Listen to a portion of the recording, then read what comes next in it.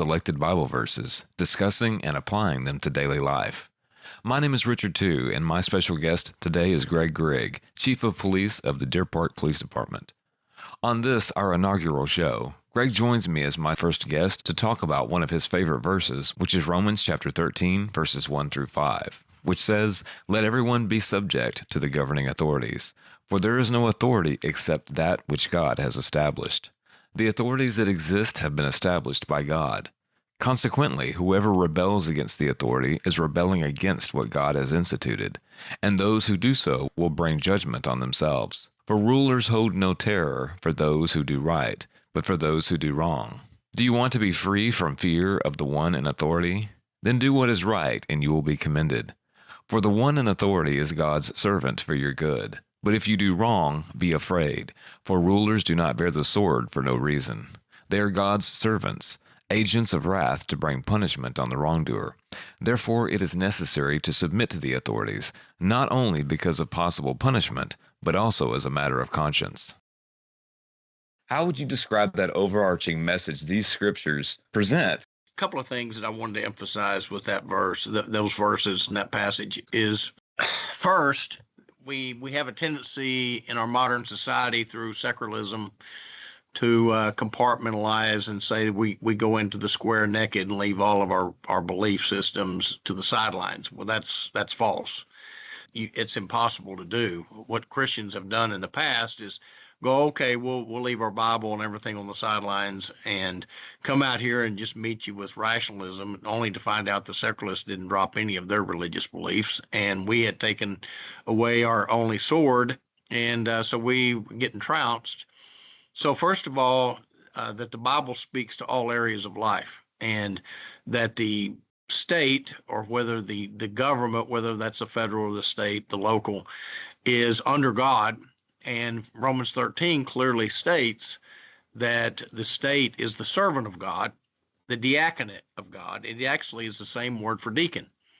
So as that is such, then the state has an obligation to obey God just as surely as anybody else does. So Romans 13 says God establishes the government. There is diaconate, there is servant. Therefore, they can either act faithfully or unfaithfully. And so I was trying to get across to my officers that as the part of the establishment God has set up, our job is to recognize that we serve under Him and that He is the one that's established our authority. And He's the one who gives us the power of the sword.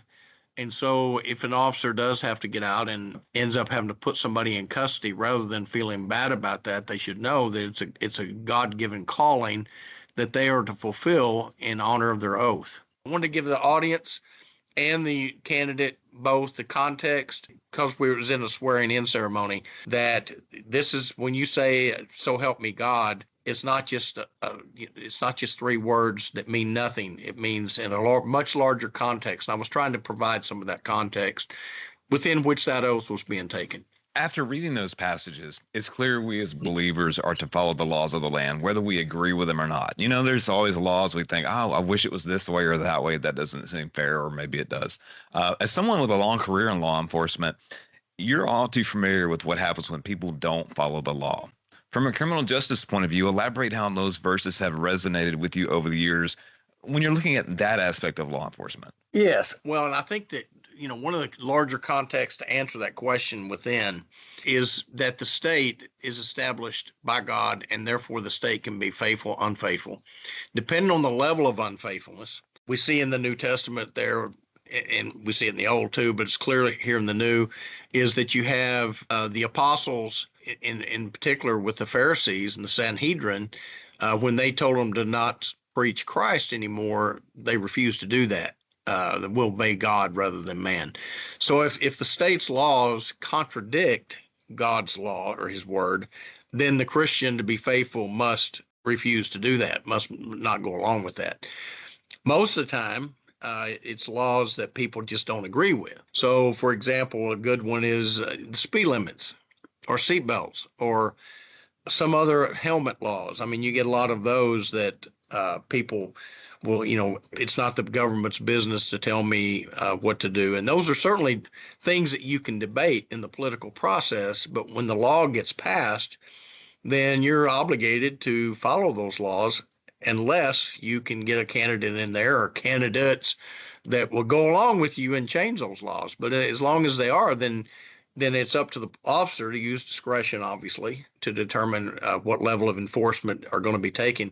But if that officer says, no, 80 and a 60 is ridiculous, I'm writing you a ticket, then you're obligated to go to court and take care of that or contest it, whatever you're going to do, but take care of it legally as it's been established by law to do.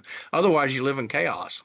Right. No, and that's true. And you know, with anarchy, and that's never good for societies. That never works out in the past. Greg, there's got to be a balance, though, with the concept of law and order with responsible self-governance. You know, you have the law Yes. on the one hand, and you have the personal autonomy. How do you square all those up through that prism of those verses in Romans? Well, one of the things that we've learned as you look back through history is that people will say, well, is it best to have a parliamentary system or a monarchy or a democracy or whatever form of government? One of the things that we know looking through history is that any one of those forms of government can be corrupted by man and have been many times. So I think the key element here is that the more self-governance, the less self-governance we have, the more state governance we will get. The less discipline we have, the more the state, I think, reign over us. And so it's incumbent upon citizens to maintain a high level of self-governance and self-discipline and keeping up with the Constitution, the laws, their candidates, what they stand for. Because if you get lazy and you don't do that and you put people in there, people will seize power. We've seen that throughout history. If you let them do it, they will seize power. They will take away your freedoms and your rights. I teach a class. I go to a class in our church. They have a consolidated homeschooling thing, and a bunch of parents have made a school where different experts teach. And so one of the classes is on the Bill of Rights Okay. and the Federalists, the Anti-Federalists, and all that. Well, if you go and look at our beginnings, we had the U.S. Constitution, and the Bill of Rights was added to that. The Bill of Rights was given to control and limit the federal government, right? That's what they did. So after the Civil War, they passed the 14th Amendment, which applied all those 10 amendments to the states. In 1964, through the Civil Rights Act, it applied it to businesses. And now through Title VII and others, now it applies to individuals. So you have these 10 amendments that were designed to limit the power of the federal government that are now used against the citizens by the federal government. So that's the creep that we've seen in our own country. And so it's very easy for people to lose their freedoms. And so I think what you have to go back to this is that if it's a diaconate of God, it's to serve God, it's to serve the people. When it stops serving the people and it's lording it over those people, then we're under judgment because we're not being faithful to what we've been given, and we're not holding people accountable to their limitations. And now, instead of having the three forms of government, you have the family, the church, and the state. When you mention the government now, everybody just assumes you're talking about the state. They don't see the church as a government. They don't see the family as a government, yet the scriptures say they're governments. But we've allowed the state to fill the whole vacuum because we've not lived up to our callings as citizens. Technology. You don't have to go very far. You look at what we're using right now with sort of video conferencing technology and advanced microphones and audio and all the rest of it. Applying some of that to law enforcement, you got the proliferation of technology such as these plot cameras and APL, plate readers and stuff like that. That's come up from time to time now. In fact, I hear it more and more in the public discussion. Some of those technologies are very successful at finding criminals, finding stolen cars, and stuff like that. But then there's always that fear that we're entering a surveillance society. As a law enforcement professional that's at the forefront of that technology and how you implement that in the department to serve the community, how does that square with these verses we're talking about? And how do you look at it personally? Even like maybe look at it first at the law enforcement perspective, and then you maybe personally, if there's a difference there. Well, we implemented flock cameras a couple of years ago. We did a trial basis. We have solved more cases with that one system. I would call it the greatest technological breakthrough since DNA. Only DNA is confined to very few things, where this covers such a broader range, so that probably out of the last 8 major felonies that we had, 7 of them we would have never caught. We would have not had anything, and we've caught all but one with the flock camera system. So as a law enforcement perspective, my gosh, we're doing our part to bring them to justice that we've could not do before. It takes a lot of work. It's not just a matter of going in, oh, there's Flock, oh, there he is. I mean, we have to go get ring cameras, and we have to see if there's a plate. If it's not, is there an emblem? And then we have to look at the plates around it at the time, see if we can run it down, et cetera. It's a lot of work, but so far we've been able to do it. People have even started covering their plates before they come into Deer Park now. And so we've gone flock cameras outside of Deer Park and found them there. And before it, so we get their plate then when they come in, well, we already know who they are. When they leave, if they go to any store, we go there, pull the video, and catch them with their mask off if they wore a mask here. Lots of them do, and we've caught them anyway. So from that perspective, it's been phenomenal. Is it a technology that can be abused? We'll just look at China. Clearly, all the things that we talked about earlier apply here just as well.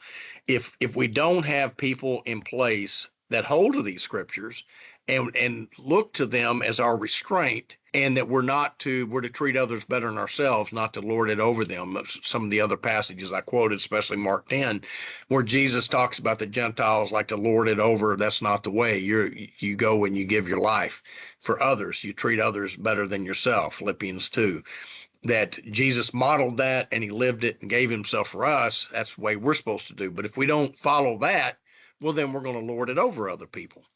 And so personally, and as a police officer too, I worry about that. I don't want to live in a state. I don't want to be over a police department where I have people if I had somebody in my department that I found out was using it to track a girlfriend, I would have their hind end. I mean, I would. It's just they would not have access to Flock. They would probably be somewhere where they did not want to be, unless I had enough to fire them. If I did, I'd fire them. But you've got to maintain that. You've got to maintain. But once again, you've got all these layers. You got federal government, you got state government, you got local government. If it goes bad at any one of those levels, especially the higher up, if it goes bad at the federal level, it's really bad.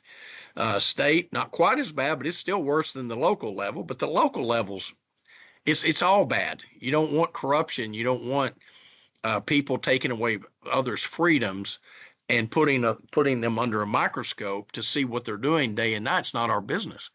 But so I think if you go out here and commit a crime and you're doing it in the public, even if you're in private, I mean, whatever, if you're committing a crime against another person, we should have the tools that we can to catch you. But you have to designate those tools cannot be used over here. And that's a line that's got to be held. And of course, we saw that with the Patriot Act. You get at some big event like 9/11, and all of a sudden the government will pass things that go through. And were some of those things good? Probably. Do we now know they have been used illegitimately? Absolutely, we do. And are those people that get caught doing that sufficiently punished? Not in my opinion. If you want that to stop, you've got to set a strong example and take it out on those that would abuse that, because you're abusing the public trust. And you do that, you should get hit hard. And so others will look at that and go, I don't think I want to do that. Talking about those flock cameras, because some people listening to this may not know what we're talking about. They may have noticed little cameras here and there or little devices. They may think they're traffic cameras, because if you don't know the difference, you might think it's all in the same. What are they, and what do they do, and how do you see them play out on a day-to-day basis? Like, what's the process once these things, these devices, maybe scan a license plate, you're driving to go get some coffee. Greg, please explain how all this works. So you have them usually at the main entrances to your city, but like the flock cameras, one of the things that makes them so effective is that you have a lot of HOAs that have them. You have malls and strip centers that have installed them. Any flock camera in the country gets into is at the same database. So if we have a jugging here and they hit one of them in San Antonio, if we already know what the license plate is and we're looking for them, they hit a flock camera in San Antonio, it's going to tell us they just passed it, and it's going to give us a picture of them. Not of them, but of the vehicle, the license plate, and all that. We'll get the date, time, direction of travel. We had one that went from San Antonio heading towards Austin, tracked them all over, ended up catching them out west of here. DPS ended up stopping them. But basically, it reads every car that goes by. Most cars, nobody will ever know because we're not looking for them. If we get a vehicle that has a particular emblem or marking or whatever on it, Santa Claus in the back window, then we can watch the flock cameras. We can go pull them up, the ones in the area, to see if that vehicle goes past. If it does, then we'll have the license plate. Once we do that, of course, we run the license plate, see who it comes back to the registered owner. Then you start looking into who's the registered owner. Has the vehicle been reported stolen? And then we try and find that thing. Is it gone to a store where people have gotten out of the vehicle? If it is, do they have a camera? If they do, we'll go ask them for that camera. If not, we'll get a subpoena and go get it. And then once we get that, we start running down who are these folks. And we can find out, has that vehicle been used in other crimes, because it has another department flagged that vehicle as it being involved in a jugging in their city. Oh, now we've got it involved in a jugging in our city. So it's just a huge database that makes it very convenient, makes it much easier to catch criminals. To your other point, if it started being used illegitimately, it would be a scary tool. Systems of checks and balances with this technology. And I know we haven't stated it yet. From what I know of it, it uses artificial intelligence to scan and tie that back into these databases that you're talking about. What are the systems of checks and balances? And I know there's a fear that, well, how long does this data remain in local law enforcement's databases? Is it expunged every day at the end of the shift, or is it every 30 days, or how does all that work? I would have to go back and look at the contract. I think it does have a limitation on it where it automatically falls out the back end. You can, if you have like somebody in it that you need to use as evidence, you can pull that and put it into your evidence. But the flock camera system itself, 90 days, 6 months, whatever it is, it falls off the back end. The other thing that flock has not done, that some of the cameras over the early periods sold information to others. That's one of the things that flock has made them so popular, is they don't. So you don't have to worry about, they're out here collecting your citizens' information and selling it off, even if in aggregate form, because we know that through AI, they can go through and separate all that out and figure out who you are quick enough. They put you through about 4 or 5 different databases and link this and that, and they'll know what you're driving and everything else. So that was one of the things. Pretty much law enforcement from the beginning really had a blowback against some of these places that were scanning, is when we found out they were selling, is like, no, we're not going to collect our citizens and have you out here selling data. And so Flock picked up on that pretty quick and did not do that. We see lots of robotics coming into our society. We see the little robot dogs. We see some of them are used for bomb sniffing and stuff like that. Do you see that technology coming into the local police departments, or is that more of on the federal or state level? Oh, there's no doubt it's coming. Yeah, it'll come. Any time that, just like with the bomb capabilities, if you can have something that doesn't breathe and have a heartbeat, that go in and check something, and if it gets blown up, it's just dollars. It's not living and breathing thing. Then it's going to get used. So I don't think there's any doubt about that. To what degree? We're already seeing a lot of drone. We now have a drone program, and we thought we'd use it occasionally. We use it all the time. It's amazing. All the capabilities that they have with them now. We're in a position pretty close to where, if we had a fatality wreck on 225, right now that road would be shut down for hours while we did our measurements. And now you can go out and mark it, run a drone up, it will shoot the whole thing for you, and you have the thing closed in 30 minutes or 45 minutes, however long it takes to get the ambulance there, clear the scene, and mark it and shoot it with the drone. You're gone. And so those are technologies that obviously are welcome. They give us a level of precision. We don't have officers standing up there on the road for 5-6 hours and possibly getting hit by somebody else. We don't have people in their cars having to detour and be inconvenienced. All those types of things I welcome, and so we're going to have them. It's technologies. We went from the buggy to the car. Cops eventually got there too. It's just the way it goes. It will be probably some of the later people to get in on it. I know that Shell had drones some years ago, but we eventually get there. Greg, would you say there's always a trade-off in anything you look at in society between convenience that technology can bring you and security, liberty, freedoms? There's always a little bit of a trade-off. We get on social media. Well, you start putting a lot of stuff on social media, people start learning about you. And so, but then you also, on the positive side, you may be connecting with your long lost cousin that you haven't seen in 20 years. There's always a trade-off.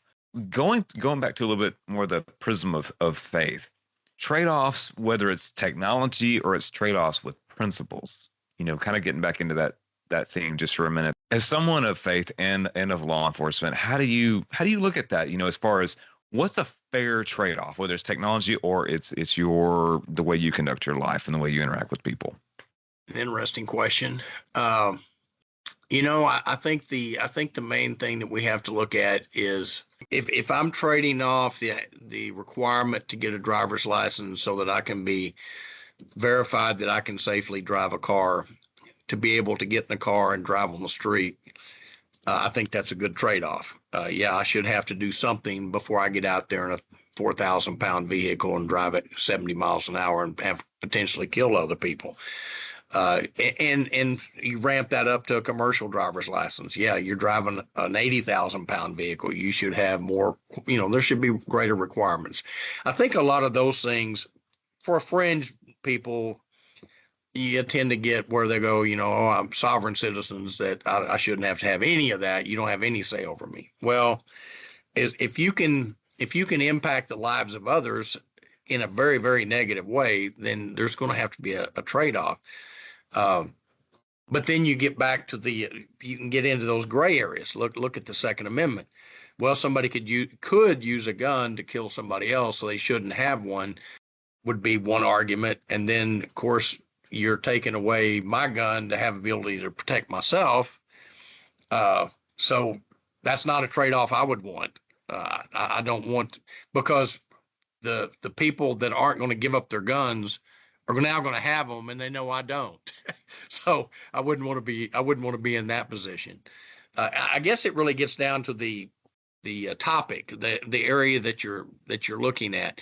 I'll give you an example where I think it just went totally overboard in during COVID. Is our country lost its mind during COVID, and all of a sudden you had politicians telling people they couldn't go to church; it's too dangerous. And unfortunately, a lot of churches paid attention to that and closed. But the government has no business telling the church. The church is a government just as equal in power and authority with under the same Lord to make those decisions as a governor or a county judge or whoever else. And the state has no business telling the church when they can worship or who can go there and worship. And they cross boundaries big time. And we saw here with our county judge telling everybody all of a sudden, ipso facto, you have to wear a mask. And there's no law that you have to wear a mask. And she's threatening that people are going to be picked up. Well, there's no law. You can't, in a land of laws, you have to have a complaint that lays out the elements of a crime, and not wearing a mask is not a crime. But all of a sudden, she pronounced it as one and wanted that to be the law of the land. Well, that's way exceeded her authority. And unfortunately, as I said, a number of churches went along with that. Some didn't, thankfully. But we can see how quickly those, I think some of the boundaries you're talking about, how quickly 9/11, Patriot Act, COVID, shut everything down. We see how overreach, how quickly it can take place if we don't guard those liberties and understand that life is risky. And if we want government to take away the risk, they're going to take away our freedom. So we've got to be willing to live with a fair amount of risk and understand that we make decisions and we have to be cautious with them. But every time we sit there and go, well, the government ought to protect us from that, be careful what you ask for, because they don't do a very good job of protecting us. They do a much better job of ruling over us. And it may start out looking like protection, but it almost always ends up being the other way around. So, Greg, after we come back from the break, we're going to talk a little bit more about how faith has directed your career in law enforcement. Well, Greg, we're back from the break. So I wanted to get back into a little bit of how faith has directed your past. You know, you've been in law enforcement for quite a while, and I know you've there's been ups and downs along the way. I'd be interested to know how you got into law enforcement in the first place. But if you want to go into that story, that'd be awesome. But talk about how faith has directed you along your path in law enforcement thus far. So I was painting houses and hanging wallpaper and had no insurance. My boss did not have workers' comp, and I was making $5 an hour. And my first child, I found out was coming along, and I needed a job, a real job, and I was looking for what might be open, and lo and behold, the police department had a posting. I'd never thought about one iota of being a police officer. I had an uncle who was an Oklahoma highway patrolman and always had great respect for him. And so I thought, and so one of the guys in my church was still a police officer at the time. He was quitting to go to law school, but he was still there. So I spent some time with him, asking him, what is this? What do y'all do? Do you like it? And so he spoke very favorably of the department there. I was in Tyler, but spoke very favorably of it. And so I went, started putting into the process, and it was a long process. I had no idea. It just seemed like forever as the vetting process took place. Of course, you had to do, psychological, you had to do a polygraph, interview board, and then, of course, whole background check.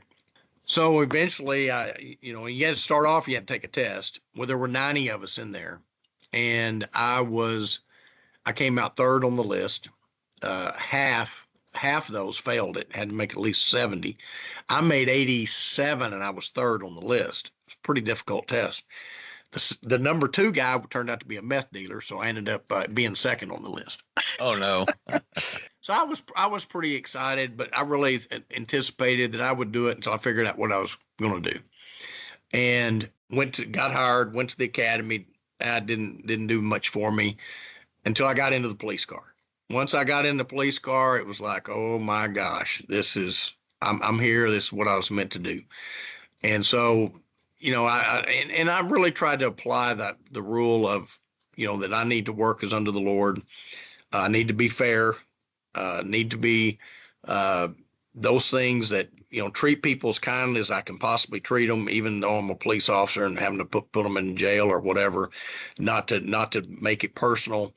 To understand that I was enforcing the law, but I was also taking people off the streets who were victimized other people, victims, and look at that as a calling that God had called me to this, to faithfully serve him, protect the community, protect fellow officers, and protect myself. And that kind of gets into one of the things as a police officer you have to do is, if you're going to have any success at it, you have to put others before yourself. Your whole oath, that's what I talk about in the oath of office, is you cannot do this. You can't put the badge on for yourself. If it's on for yourself, you don't deserve to wear it. It's got to be put on there. You're giving power to assist others, not to help yourself.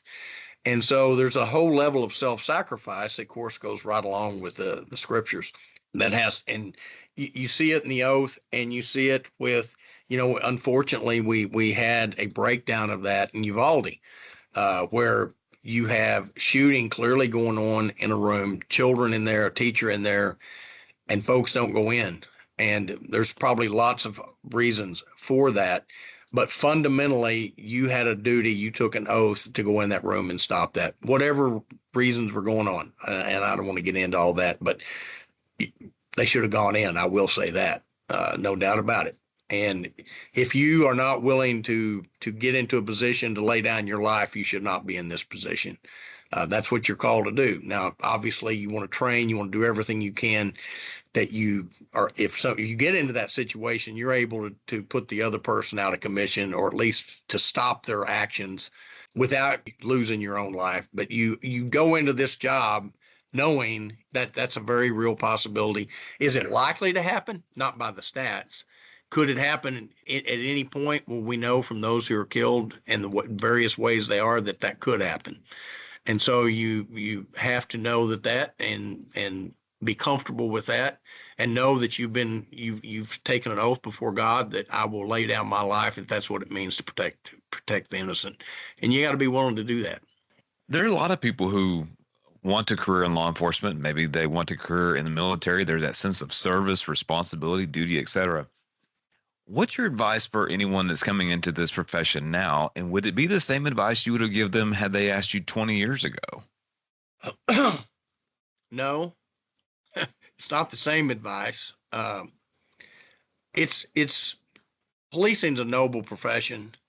It's a it's one it's I mean it's right up there, I think, with the military, and um, especially when the only way that you're going to get above it is obviously if you're in combat duty, and you're not combat duty, but you're actually out there fighting in a war. That's probably the highest level, obviously, because you're in all kinds of danger. But policing has changed so much uh, with the in the last 10 years, with all of the moves in society to not take the policing. And policing, there's a whole deal I do on this in the Citizens Police Academy when I go through the history of policing, how we've been some of our own worst enemies, how community policing was building and building until September the 11th.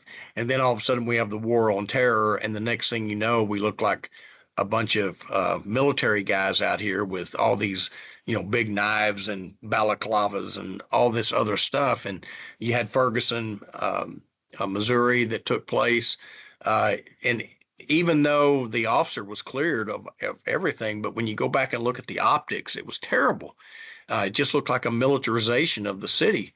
And so, you know, we here in Deer Park, we try and we've built a mature agency. We take the approach, a lot of departments try and reach the applicants where they are. We don't. We say, this is what the department is. We're a mature agency. We know what we're doing. We do things the right way for the right reason and all those type things. You come in, we're going to grow you up into us. We're not going to go down to your immature level, because a 21-year-old has no business telling us how to run this agency. We're not going to get your life balance and all that business. You're going to come in and take this as a calling and grow into the profession. And if we don't do that as a profession, we're going to lose the profession, because you can't run a department at the level of a 21 or 22, 23-year-old person, and they don't know anything about it. And for us to try and adapt the whole agency to make it look appealing to get them in, do we have to make it something? Well, we're going to do it by saying, if you want to grow up and be a police officer in a mature agency and do things the right way for the right reason, then this is the place for you. If you don't want to come here and work hard and do your job and protect our citizens and be willing to lay down your life, go to another agency. And that's pretty much the spill I would give anybody that wants to go into. Find an agency that you can respect and that will take the time to think more of you than of themselves. They'll put in the time and effort and love for you to help you be a full-grown police officer, whatever area you want to go to, and put the time, money, and effort into you to help you accomplish those goals. That's the agency that you want to go to. Don't just go to any agency because they'll take you. Go into one that you can fully live out your calling before your Lord. Greg, not too long ago, you had the Police Officers Memorial Day. I know that happens every year. I've been to several of them in the past, and it's a very respectful, profound service. I've been to the one that you and your department and the city host, and I highly recommend, if no one's gone to one, to go to one. Like all first responders, police have to be willing to sacrifice a lot, possibly even their life. You mentioned that earlier.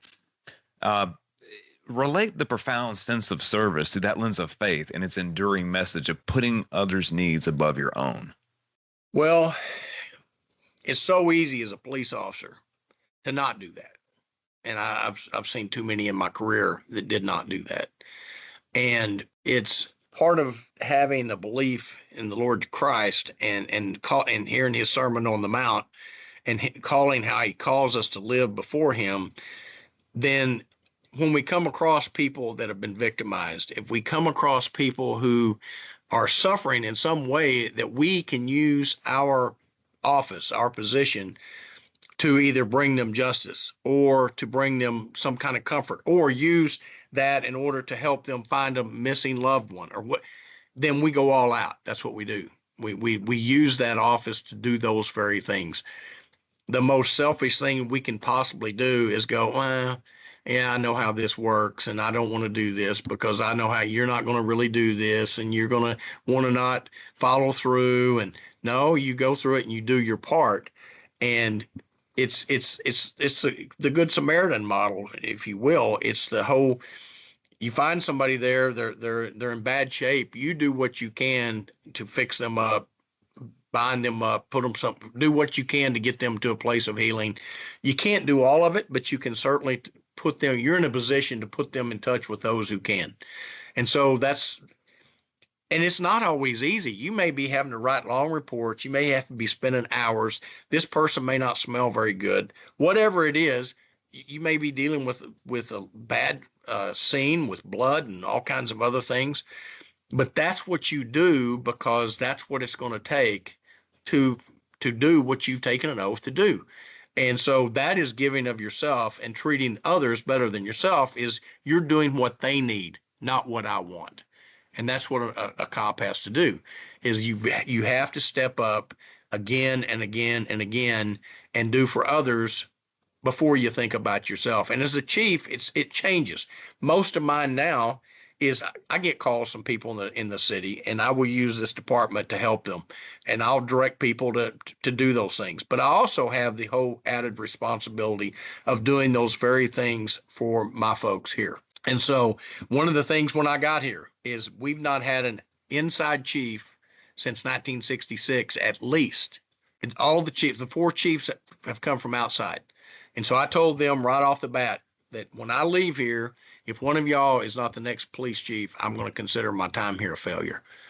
And so I've invested heavily in the folks getting everything I can to put in mentoring, getting the training, putting them in positions of responsibility and authority, giving them commensurate authority to go with the responsibility, putting them in positions not so they fail at all, trying to protect them, but risky nonetheless, so that they have to stretch and get them ready to be. So when I do go, there will be people here who are more than capable of taking my place. I want the next several chiefs in this department. I would consider it personal success if that happened. Well, very good.